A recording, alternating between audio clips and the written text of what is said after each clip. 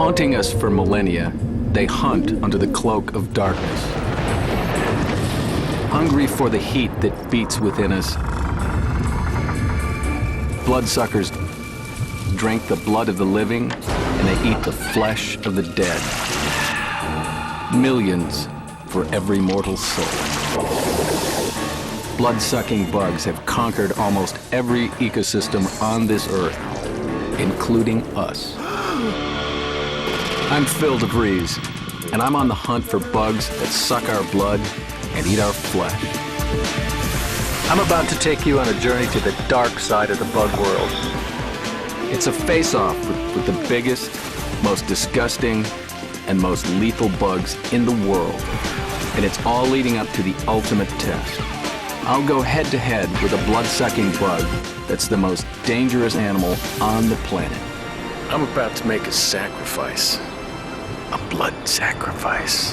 To investigate the bloodsuckers, the flesh eaters, and the body snatchers. I offer my body.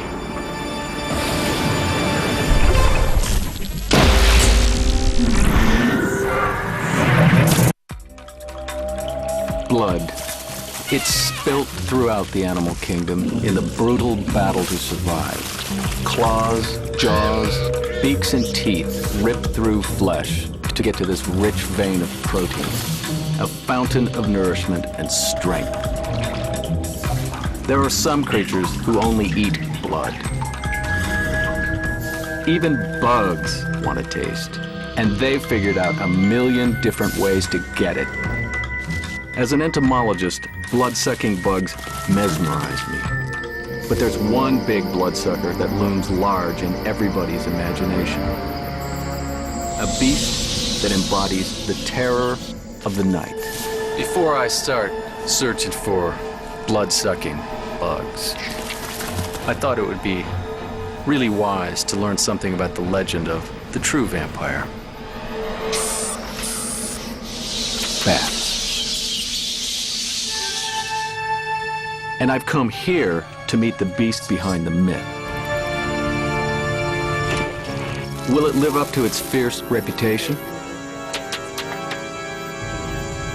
This is batologist Kim Williams, director of the Bat Zone at the Cranbrook Institute of Science.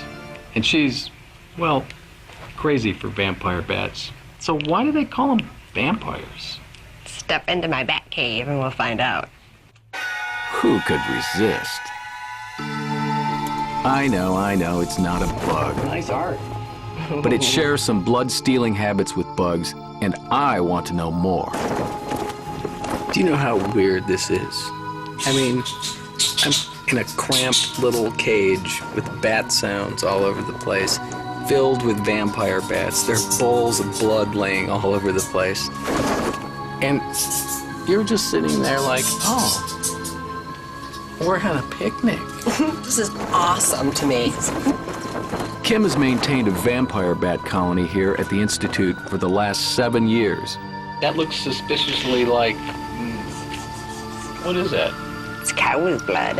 Cow's blood. Yep, you get it from a slaughterhouse. They really seem to like the cow's blood the best. Is it true that vampires live only on blood, nothing else? That's right. Yep, they're obligatory blood feeders. They even don't really need water. They get everything that they need from the blood that they drink. So these are just living, breathing bloodsuckers, aren't they? Mm-hmm. And, like many insect bloodsuckers, they've perfected the sneak attack. She'll get up on her hind 2 feet, and you can see how her knees are bent like this. Mm-hmm. And she'll actually tiptoe over to the animal. As well as stealth, they've got other features in common with blood-sucking bugs. These animals are heat seekers. They've got built-in thermal sensors that locate the blood flowing closest to the surface. This is where their sharp teeth will slice. They keep the blood dribbling by using an anticoagulant, a chemical that prevents clotting. It's another trick bloodsuckers share. As the thick liquid flows from their victim, they lick, taking in about 2 tablespoons per feed. I offered my blood to this night stalker. Can I get this thing to bite me? I've been stung by scorpions, mobbed by ants, and chased by violent wasps. But this bat won't bite me. These are vegetarian vampires, aren't they? Oddly, these bats aren't interested in human blood. They're fed daily with cow's blood and don't want to taste my offering. In the wild, they do sometimes bite humans and can spread rabies. Vampire bats are the only mammal that live exclusively on blood, and their stealth and heat-seeking abilities have made them very successful at what they do. As well as the talents they share with vampire bats, bugs have taken the art of blood-sucking to an entirely different level. Like the vampire bats, many can use heat to sense their victims and use stealth to ambush and escape. But bugs have other sinister secrets. Some live on the source of blood itself. Their bodies expand, their jaws mince flesh, their beaks probe our skin, and pumps in their head force blood out of our veins. They inject us with dangerous chemicals and disease. Bugs are the heavyweights of the blood-sucking world. And one of the biggest and hungriest is the kissing bug. It creeps through the night, piercing through flesh to steal blood from sleeping victims. It's called the kissing bug because it prefers to feed from the soft skin at the lips. But it will dine anywhere blood flows to the surface.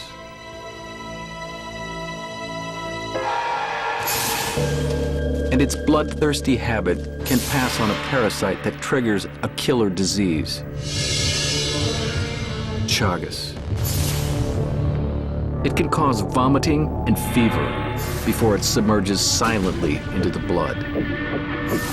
It can haunt the body for decades, slowly weakening internal organs until they finally collapse. One of my heroes, the biologist Charles Darwin, was bitten by a kissing bug, and some believe he died of Chagas. Almost 18 million people in Central and South America are infected with Chagas, a disease for which there is no vaccine and no cure. I'm traveling to the Center for Disease Control and Prevention in Atlanta, where scientists work with some of the deadliest organisms in the world. I'm going to see science at the bleeding edge. In this lab, behind 3 layers of protective meshing, a group of researchers works to stop the kissing bug's carnage.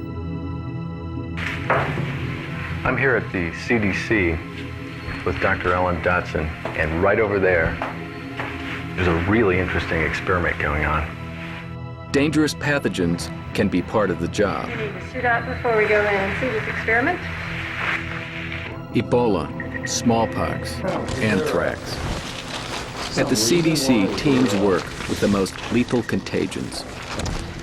Well, Ellen's group is developing a weapon that may save thousands of lives. They're working with genetically engineered bacteria. How do I look? Paranoid? slightly. All right, let's go in there. This imitation hut is teeming with kissing bugs. There are lots of bugs in here. There are probably 200 or 300 bugs in here. They are designed to hide. Their thin, flat bodies squeeze to conceal in cracks and crevices of the hut. I'm here to watch their blood-sucking strength and discover what makes them so deadly. Oh, here's one. This is one big bloodsucker. So, this adult, that's a fairly big bloodsucker, isn't it? Yeah, they can take about almost 200 microliters of blood. It's like twice, 3, 4 times its body weight? About 3 times his body weight. So look at it crawling all over me now. Are they in my suit at all? More and more are crawling from every crack and dropping from the ceiling onto me. You know, I'm getting a little creeped out. Can we talk about this outside the hut here? Right here is a feeding station. A latex membrane filled with blood and heated to body temperature. Here I can watch exactly how they feed and how they transmit disease. They pierce the surface with their beak-like mouth, pistons in their head creating a vacuum that pumps blood into their stomach at high speed. I can't help but notice these things literally blow up like a balloon. Feeding triggers their stomach to expand, swelling to take in up to 3 times their own body weight. But it's what they do after they eat that spreads disease. It defecates. Its feces is infected with the parasite. Scratched into the wound, these parasites cause Chagas. Ellen's team is working on a cutting-edge cure. We have introduced genetically engineered bacteria in these bugs. A bacteria designed to kill the Chagas parasite within the bug's gut. We will produce a population of bugs that could feed on humans, but they cannot transmit the disease. If it works, these beneficial bacteria will multiply and spread throughout the kissing bug population. Someday, these bugs may spread the cure instead of the disease. The fear of this bug's kiss is dwarfed by a tiny insect that doesn't just live among us. This bloodsucker lives on us. It's an all-out assault by the nastiest bloodsucker on your body.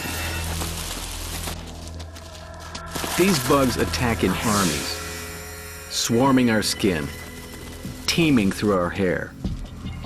They are born here, their eggs glued to our scalp. And when they emerge, they will consume us, piercing through our skin to guzzle our blood, the only source of nutrition they will ever need. Generation after generation, lice have made us their home. And some kinds of lice can kill. During World War I, body lice spread typhus, which killed over 3 million people. Another kind of louse, the head louse, doesn't spread disease, but it can make your life a misery. I'm here at the University of Massachusetts where they got something called the lice lab. And you know, I'm just itching to get in there. I'm joining scientist John Clark, who's at the head of a project to try and combat these prickly parasites. My understanding is that, lice aren't really a problem, are they? In the statistics that I see recently, we have somewhere in the neighborhood of about 2.6 million households in the United States that have a child or themselves infested with head lice. Well, that's a happy little statistic. The head louse is a choosy little cootie. It can only survive on a human scalp, which makes it difficult to study. So in order to avoid their own heads being infested, these scientists came up with an idea that was head and shoulders above the rest. The world-famous artificial scalp. So here I am with Kyung Suk Young, one of the major inventive forces behind the artificial scalp. So can you show me how this works? Okay. First, a stirring bar is placed in a little cup. This will keep the blood liquid. Next, add real human blood, kindly donated by the Red Cross. A thin membrane is stretched carefully over the top of this tube. It's a good mimic of human skin. Then, the tube is turned upside down and placed on top of the blood. Finally, Our last ingredient, a tuft of human hair, lightly sprinkled with lice. Here they feast on an easy meal. From a louse-eyed view, it's the same as being on a human victim. Hair to hold, blood to drink. Now you can really investigate them. Human lice evolved over thousands of years to be able to hold tightly onto our hair. Their claws act like tiny grappling hooks, designed to scale our locks with the ease of a gymnast. And they've split into 3 separate species, each adapted to one place on the human body. Head, body, pubic. Head lice are thin to navigate the tightly packed hairs on our scalp. Each of the 6 legs fitted with tiny claws to grab the thin, smooth-textured head hair. Pubic lice are fatter and have bigger claws, more suitable for the coarse texture of pubic hair. So, John, you got 3 kinds of lice. You got head, body, and pubic lice. I mean, how do they differ? I mean, how do you tell them apart? They've adapted themselves to different parts of your body in terms of how well they can grasp certain types of hair. And to prove it, we decided to run a little experiment. If we could get some of your body hair, we could probably run this experiment right here, and we'll have a little louse race. So what do you need? Well, why don't we start with probably a head hair. 1 from the head, 1 from the body, and Yeah, well, for this other one, this other hair a little further down south, I need a little privacy, okay? Hey, get lost.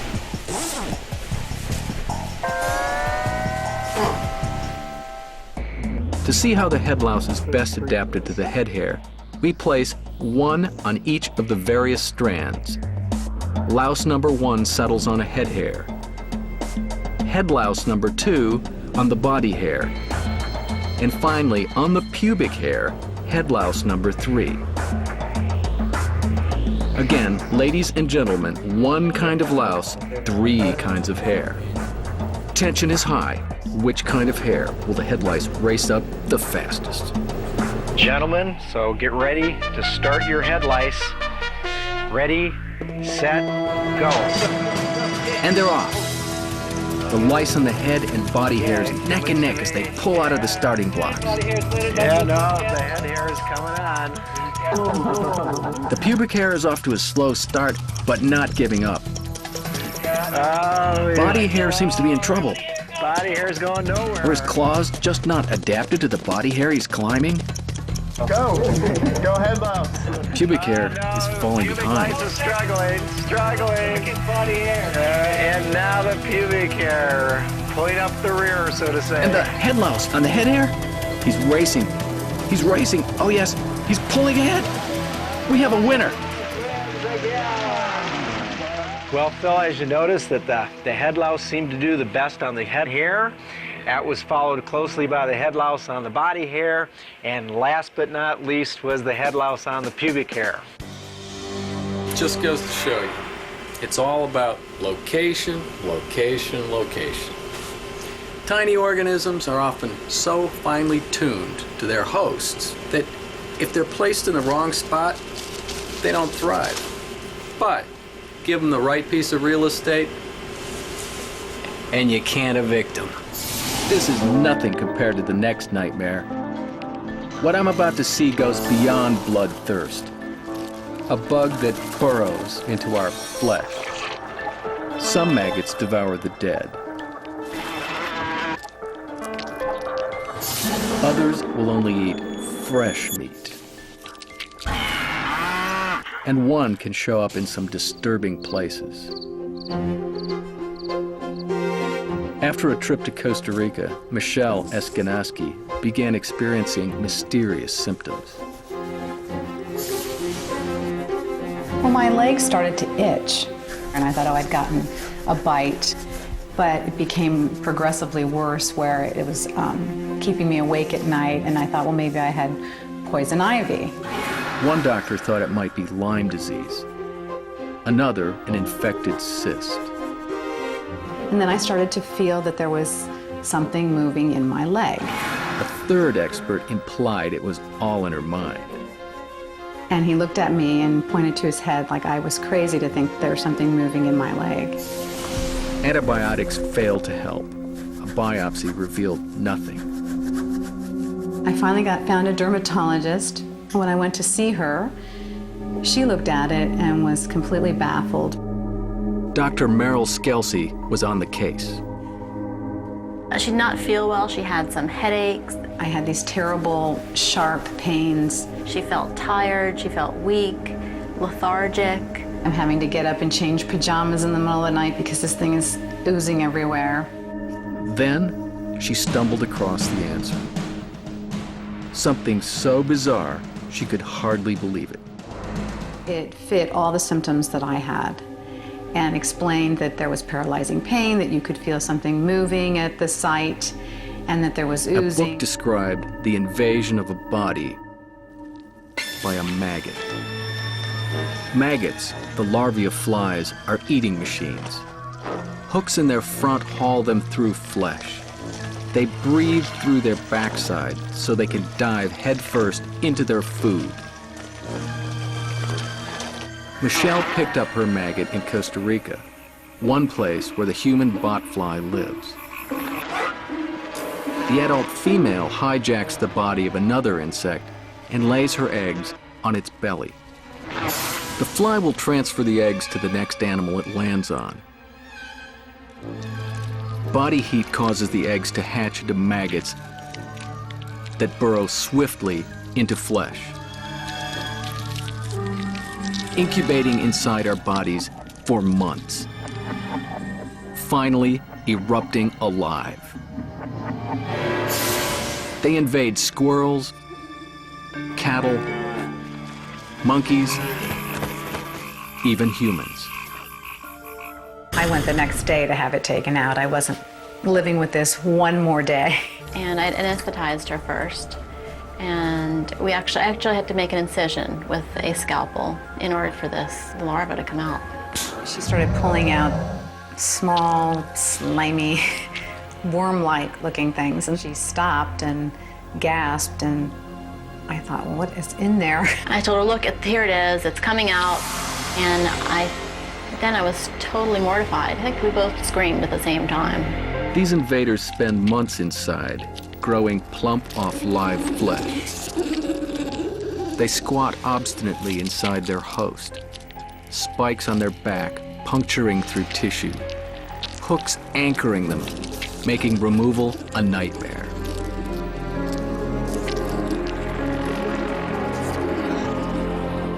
And this is what the doctor pulled out of Michelle's leg. Oh, God. Much bigger than I expected. I expected it to be about this big, and it turned out to be this big. I was really surprised. Of all the dermatologic conditions I've seen, this was definitely one of the most disturbing. They can even invade the soft tissue around the eye.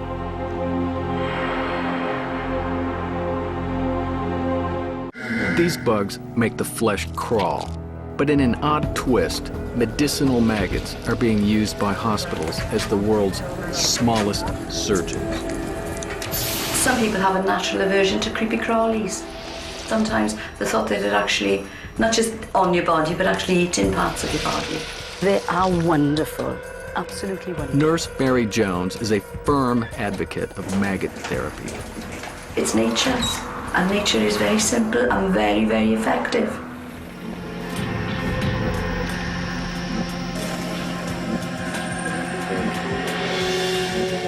Alan Hughes, a double amputee, is one of the thousands whose wounds are being healed by flesh-eating maggots. These maggots eat only dead and decaying flesh and allow the rest of the tissue to heal. It's much improved from last week. It's cleaning up nicely, and the edges of the wound are beginning to contract in. Look at it now, that's beautiful. It is, to me that's looking beautiful. Today, approximately 300 tiny maggots are placed in his open wound. Over the next few days, they will continue to devour the infected tissue and grow fat. Maggots have been healing for centuries. In the United States, doctors first noticed the benefits of maggots during the Civil War. Soldiers with wounds infested by maggots healed faster. Once antibiotics were discovered, maggots were all but forgotten. With the rise of antibiotic-resistant bacteria, maggots have once again become valuable in the fight against infection. Their tiny mouthparts are perfect tools to snip away dead tissue with incredible accuracy. And their saliva seems to disinfect the wound, promoting healing. Within 3 days of Mary's treatment, my wound started healing. The maggot's hunger has Alan on the road to recovery. From what it was to what it is, it's unbelievable. Maggots, revolting as they look, can be a powerful tool in medicine to change lives. And they're not the only bug used in biotherapy. One of the all-time nastiest bloodsuckers is also making waves in the medical world. And I want to find it where it lurks, in the dank places of the earth. A bloodsucker whose jaws can mince flesh. Bloodsuckers are everywhere, even in there. You know, most people in this swamp, they worry about gators and cottonmouths. But you know, bloodsuckers far outnumber the predators in this swamp. I'm on the lookout for the slimiest bloodsucker. Me? I'm thinking a lot about leeches. These worms trouble the lakes and pools of every continent, from the icy waters of the Antarctic to the swamps of the Amazon. Rumor has it that this bayou is crawling with leeches. There's only one way to find out. Gotta give them a little skin.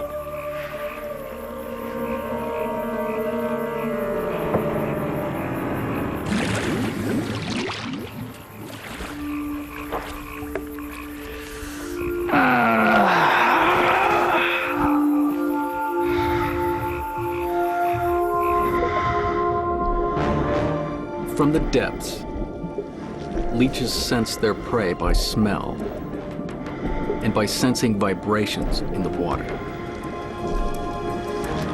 My submerged foot has disturbed the dark water.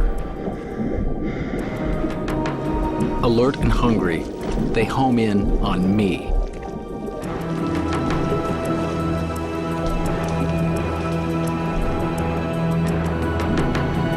Their bite is silent.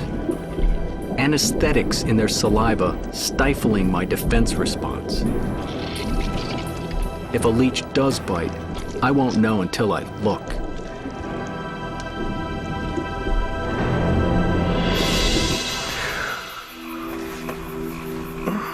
It's time to check my fishing line.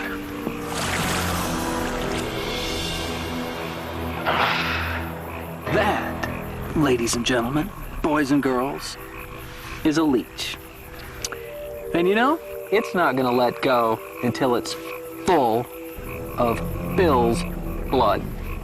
So one of the interesting things about leeches is that this animal has circular saw-like jaws that it cuts tissue with to start a wound, and then starts using a tremendous amount of suction to pull the blood out of my system. With over 300 microscopic teeth, leeches grind through flesh. I can't really feel when it's biting, but I can every once in a while when it starts sucking. As they suck, their bodies are designed to expand, making them a bag of blood. That's a blob only a mother could love, huh?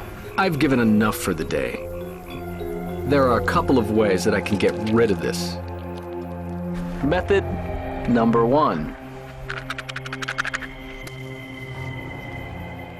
Obviously, the leech can detect heat, and it doesn't like it, but look at that. It doesn't like that at all, but it's not letting go. It's not going to let go because it's firmly embedded in my flesh, sucking my blood.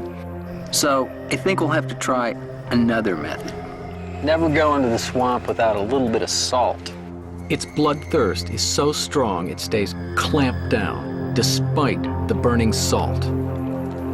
You can see that even though that leech hates that salt, it loves my blood even more. But a second dose is too much. Oh, wow. There's a little bit of blood weeping out of the wound here, and that's because the saliva of a leech has a powerful anticoagulant. It's that anticoagulant in its saliva that makes it very interesting to the medical profession. In medieval times, the practice of bloodletting was believed to balance the body's humors. More recently, the leech is being used in reconstructive surgery. With all advance in modern medicine, we still sometimes rely on these primitive creatures to finish the job for us. Dr. Cameron Kubehi has been using leeches for the last few years. Mainly we use the leech to be able to put the severed limbs, finger, ear, put it back on. It's their ability to keep the blood flowing that helps doctors reattach severed limbs and keep tissue alive. The leech is used as a bridge, as a buying enough time the body forms its own blood vessel. The leech drains the blood that's trapped in the wound, giving the body a chance to recover. Even though this blood-sucking machine was sucking my blood, it's not so bad. And one day, you never know, you may have to have leechotherapy. Much as I love leeches, I'm happy these bloodsuckers aren't in my backyard. But there are potentially deadly bloodsuckers that have taken over my home, and right now could be infesting yours. These are parasites that live in our homes. Meet the flea. Incredibly, this tiny little bug has a reputation as the strongest bloodsucker on the planet. I'd read about it, I'd heard about it, but I had to see this bizarre world for myself and travel to the flea circus. Ladies and gentlemen, boys and girls, may I present the singularly sensational flea circus. Flea circuses have fascinated us for centuries. Fleas will, and for your entertainment tonight, with their mix of magic and mystery. Bold claims are made of the performers. Strong enough to flip a coin thousands of times their own weight. It's Hubert, the high diving. Sturdy enough to perform a high dive and survive. Hubert, if you would, please. 1 bounce, 2 bounce, 3 bounces. Oh, he's up there. 3, a triple, a twist, and he's into the water. Oh my. I want to know more about their strength. That is Bruno the trained flea. So that's amazing. You gotta show me how to do this. I'd be happy to show you, Phil, but there is a small price. What's that? It's small. Fleas don't ask for much. Just a little bit of blood. Once again, I bleed for you. I fed the flea. Now, time to find out what's really going on here. The secret to the flea circus is the ability to get a flea into a collar. Let me show you. Some people are skeptical of the idea that a real flea could be performing in a collar. I'm ready to wrangle this flea. It's the secret to taming this powerhouse for the circus. It's trickier than it looks, but I got it. To test its strength, we'll hitch it to a chariot.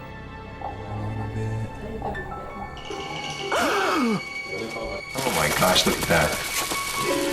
Holy smoke. This is one tough little sucker, able to move more than 100 times its own body weight.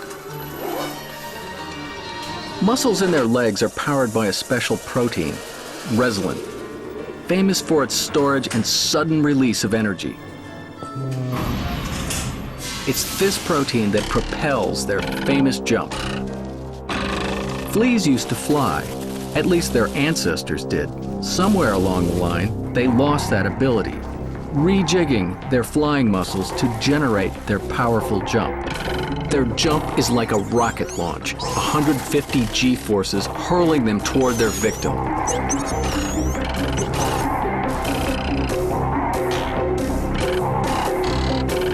Their ability to jump from rats to humans fueled the spread of the plague. Plague destroyed a third of the population of Europe in the Middle Ages. Pestilence flowing through rodents and spread by the flea's bite. When a plague carrier bites, a thick stew of infected blood is vomited back into the open wound. The flea will bite dozens of times, each time injecting more fatal bacteria. Incredibly, plague still kills even today.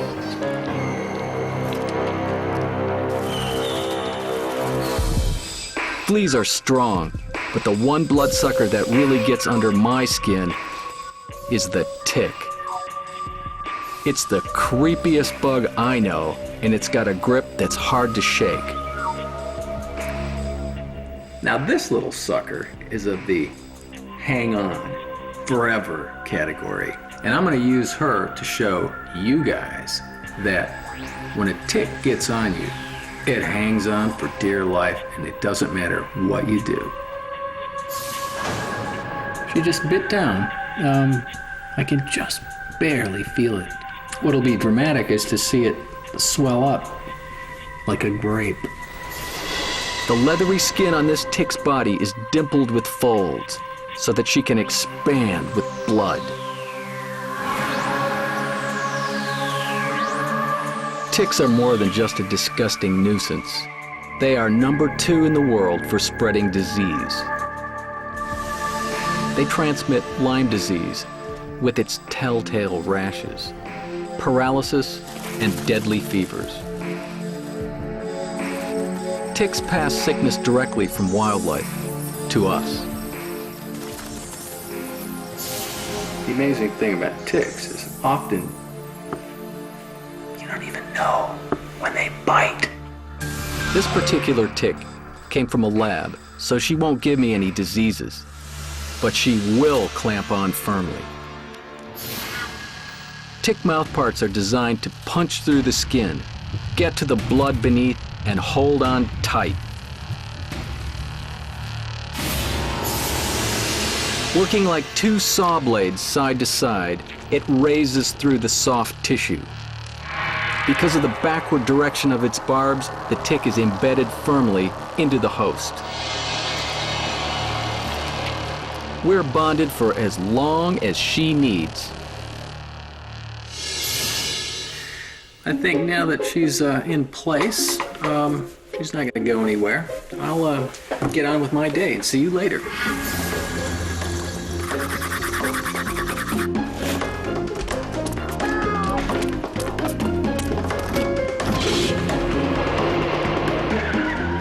My little friend and I have been running errands and doing stuff, and she looks like she's just about ready to pull out. So I'm gonna get in the house and help her along.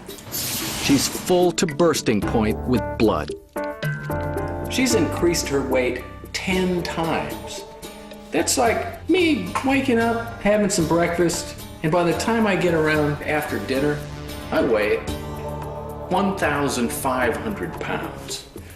That's a lot. And now, the moment we've all been waiting for. Tick removal. If you're faint of heart, look away now. Ticks hold on tight to suck your blood and spread more disease than any other bug, except one. It's time to meet the most dangerous bug in the world and the deadliest animal on the planet.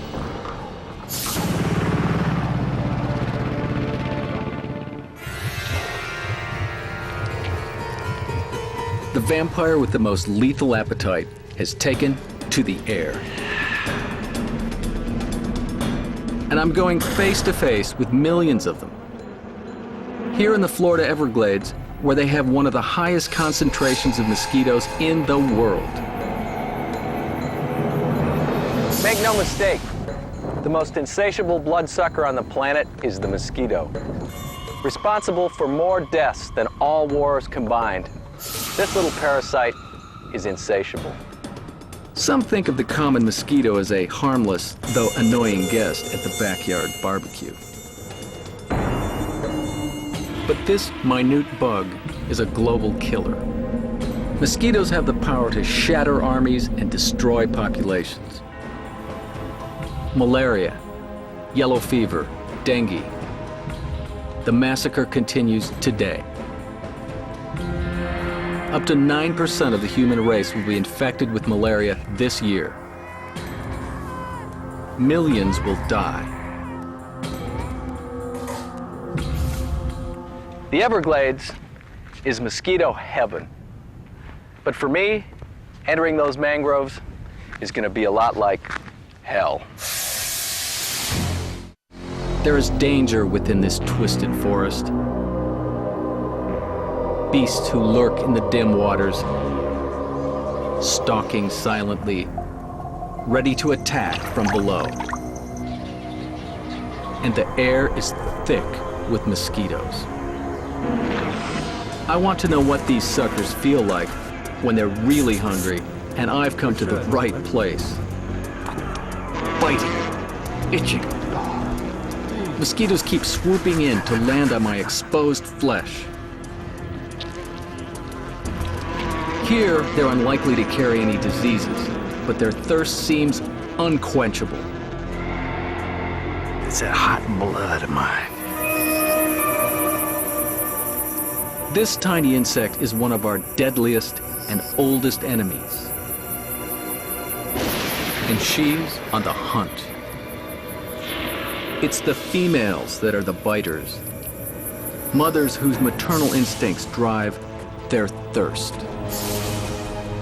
After mating, she needs blood to produce her eggs. She is, in effect, a blood-seeking missile. Her compound eyes sense motion in hundreds of directions, but she will zero in on a fixed point: me. Sensors on her antennae detect carbon dioxide, exhaled every time I breathe. As she gets closer, her thermal sensors become aware of the heat of my skin. She can tell precisely which part of my body is exposed. She knows exactly where to land. Her mouthparts tap my skin, sensing the blood flow below. She pierces the skin, seeking out the nutritious liquid that will make her able to lay eggs. This is the kiss that can deliver death. What can we do to squash this killer? We've declared war and lost. Dynamite, DDT. We failed to come up with a vaccine for malaria. And new diseases are emerging. West Nile is sending shockwaves throughout the United States. In the battle against mosquitoes, scientists have come up with a few interesting innovations. Why not fight the enemy with its own kind? This is the larva of Toxorynchites, one of the largest mosquitoes in the world. It's a species of mosquito that does not feed on blood. Amazingly, it feeds on other mosquitoes, or at least their larvae. Toxorynchites larvae are spread in a mosquito-infested area. And soon, they'll devour the larval bloodsuckers, keeping the population down. But this is an invention with more dramatic results. It favors an all-out massacre. This mechanism mimics human breath, luring mosquitoes to their death. This machine is an attempt to control mosquitoes. It produces carbon dioxide here, and when the mosquitoes come in, They're sucked up into this box and bagged. And as you can see, it seems to be working just fine because there are really a lot of mosquitoes here. So let's see what we got in the bag. There are thousands of them here, drawn by the false promise of a blood meal. Want to see up close? Beautiful, isn't it? These mosquitoes are doomed. None will ever lay eggs. It's the end of the line for them, but it's also the end of the line for me. This is very unpleasant. I mean, seriously very unpleasant. In fact, I'm itching to get out of here. It seems that no matter how many of these bugs are killed, swarms more are ready to attack, and it's time for me to retreat. It's been a wild ride, from bugs that only live on humans to swollen sacks of blood, maggots that cure us to mosquitoes that kill us. These animals impact our lives in ways we never expect. Blood-sucking bugs are amazing, but are only a tiny fraction of the bug world. I'm bloodied, I'm bitten, but I am not beaten. I'm ready to take on more. Advancing armies, invading nasties. The more bizarre and unusual bugs, the better. Ah.